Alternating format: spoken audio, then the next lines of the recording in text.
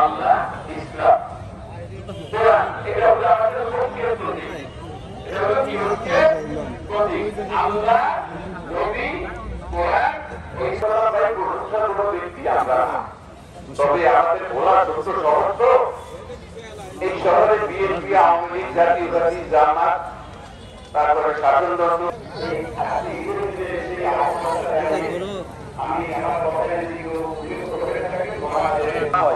আমাদের ইমান, আমাদের ইমানের শক্তি যেন আরো মজবুত হয়।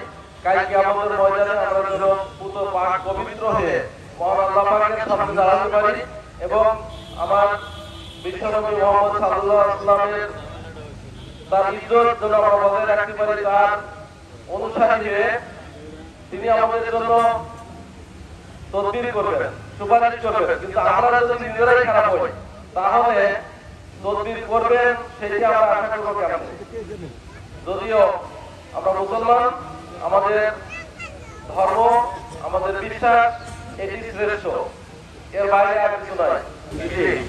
এই ঈদটা যদি অনেক পুরানো ইসলাম, এটা আপনারা সকলেই জানেন, এটাকে জেলার লেভেলে একটি প্রধান ঈদগাহ করার জন্য আমরা এই অঞ্চলটি বেছে নিই এবং এর উন্নয়ন সাধন পর্যন্ত সম্ভব হয়েছে।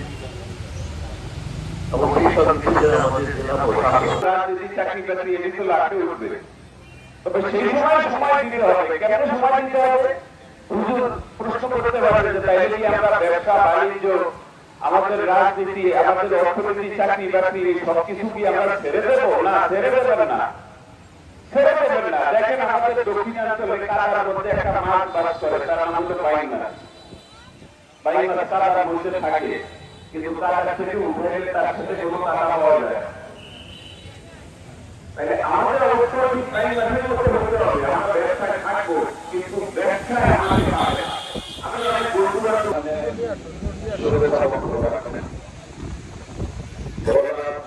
পৌরসভাকে এই নেতৃত্ব দিয়ে জঞ্জাল মুক্ত ফুটপাত মানুষের